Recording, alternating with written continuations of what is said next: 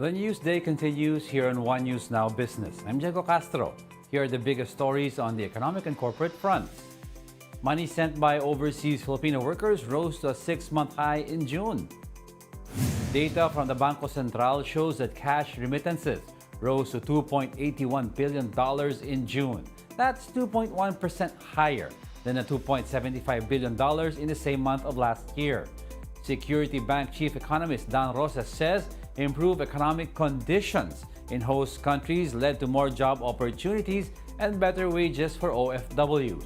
RCBC Chief Economist Mike Ricafort also says OFWs may have sent more money back home to support their families amid rising prices.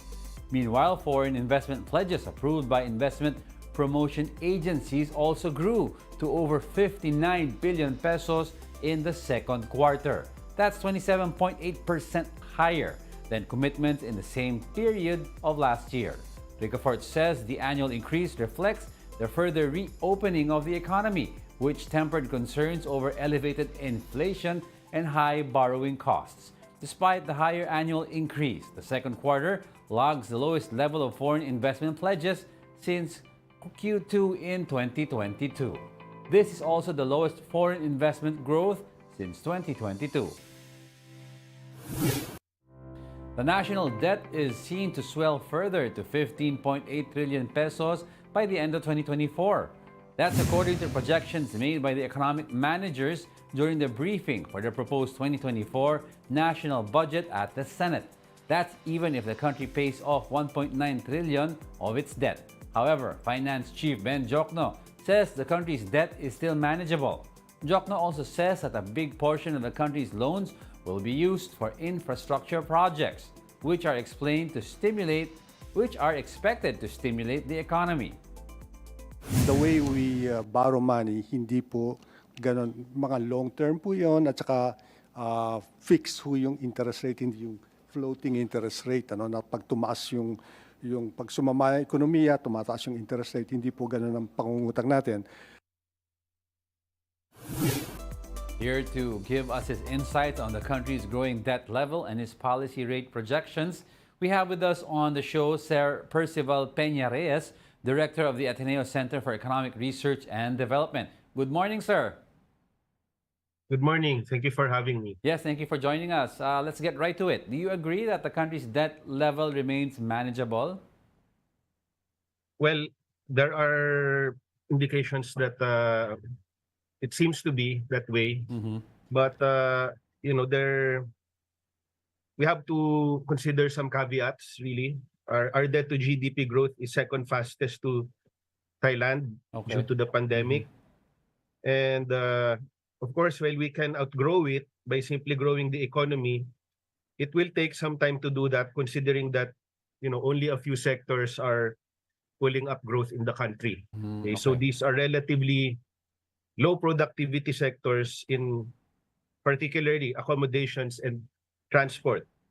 So the latest second quarter GDP growth of 4.3% reflects this, and this could unnecessarily increase further the debt to GDP ratio since we're working with a smaller denominator. So the concern really is about ballooning debt. No, there needs to be caution there still. Okay, we cannot simply outgrow the debt without deliberately spreading the sources of growth beyond these limited services sectors, which are, as I mentioned, low productivity sectors. Okay, so and also going back to the latest GDP figures, we see government expenditures and investments. Government expenditure actually decreased by 7.1%. Okay, and also on the investment side, it grew by just 0.04%. Okay, so there are indications that we are seeing problems of absorptive capacity and ease of doing business. So we really need to, still exercise prudence here. Okay. And with the recent spike in prices, the weakening peso, and the slower than expected second quarter GDP Now, do you think the BSP should announce rate cuts tomorrow? Well, probably they would maintain, but eventually they would have to consider easing. And I think that was also mentioned by the economic managers that they do intend to ease up on it because, of course, there are implications on the spending side, okay, that would in turn have a dampening effect on economic growth. So they probably would want to consider that sooner or later, but we'll see. Okay. And how worrying or how worried should we be about the country's inflation situation?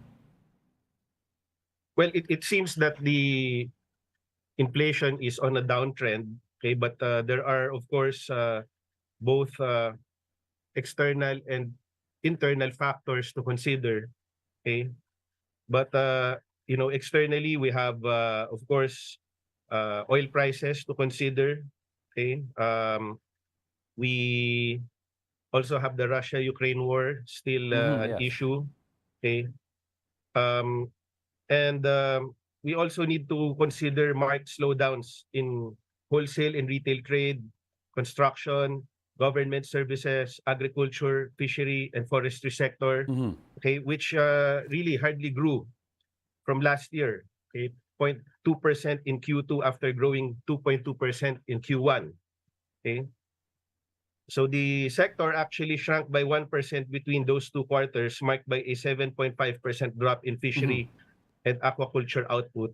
And this could spell higher food prices down the line, worsening already escalating food prices overseas. So we have to really try our best also to stimulate particularly those sectors, no, in Yes. agriculture and fishery, because this would of course have inflationary implications on the country. Yeah, that's right. That's right. And with all things considered, what then would be your projection for the GDP in the second half? And do you really think we can still reach a full year government target of at least 6%? Because there's several economists who have talked about possibly 5.5 to all things considered 6%. Is there a big chance we hit 6 or at least 6.2%? Well, our projection isn't quite far from them, around 5.3%. And it's going to be hard really to meet the target of 6 to 7%. Okay. The government would have to review its assumptions for the coming year, really. And the sources of growth really would have to be expanded because it's like a basketball team. You're just relying on a few players to do the scoring, Okay. when potentially you could have everyone in the team contributing. But that's how it is. We need to rev up all of the possible engines that we could in order to grow the economy. And just like to have a last question, with all things considered, you said if the country does a whole of team approach, let's say all the players step up, there is a chance of hitting the 6 to 6.5% at for GDP growth. For this year, Yes. well, it's might be too late an effort. Okay. Like what happened to the Miami Heat, we were Yes. able to reach the finals but fell short of the title. Okay. We have to also probably temper our expectations for this year, Okay. but maybe gun for more aggressively higher growth next year. Well, thank you very much for your insights and for joining us this morning. Thank you, Sir Percival Peña-Reyes, Director of the Ateneo Center for Economic Research and Development. Thank you for having me. We'll be back with more stories after the break. Keep it here on One News.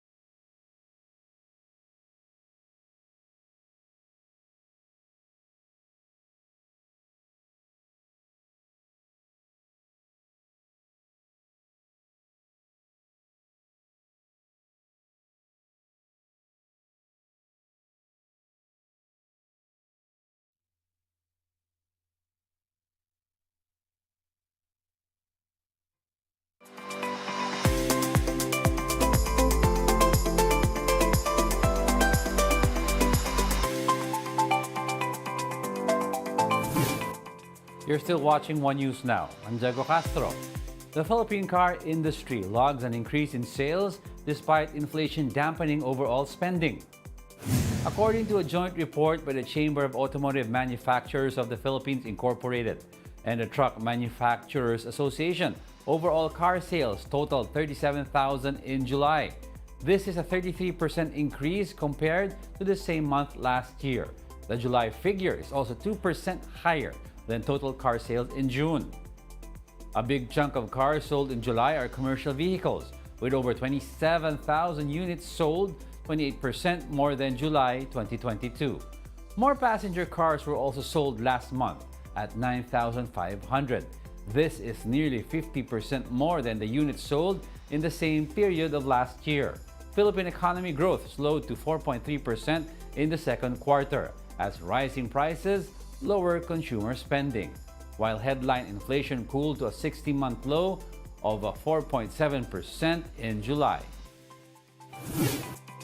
The Metro Pacific Tollways Corporation and San Miguel Corporation has inked a deal to build 2 expressways. The conglomerates will be joining forces to build the Cavite-Batangas and the Nasugbo-Bawan expressways. The project aims to connect the Cavite-Laguna Expressway or CALAX to Bawan, Batangas. The route will pass through the towns of Silang, Amadeo, Tagaytay, Indang, Mendez, and Alfonso in Cavite before crossing into Nasugbo and finally reaching Bawan, Batangas. MPTC Chairman Manny Pangilinan and SMC Chief Executive Officer Ramon S. Ang were present in the meeting. Groundbreaking is scheduled for 2024, and CBEX and NBEX are expected to be completed and open to the public by 2027. And still on tollways, the mandatory cashless scheme on tollways is set to begin next month. Metro Pacific Tollways Corporation announced that toll booths will be removed by September 1st. San Miguel Corporation said they would also remove cash lanes upon approval of regulators. Motorists who do not have enough balance in their RFID account will be monitored through their license plate. MPTC said they will be charged when they register their vehicles. The order for cashless payment systems along expressways was issued as early as 2020, but motorists requested for more time. And those are the top business stories of the hour. I'm Diego Castro. Join us again at 2 p.m. We are One News. The FIBA World Cup starts on August 24. Support Gilas, support Team Pilipinas. Watch, buy tickets to the biggest sports event of the year.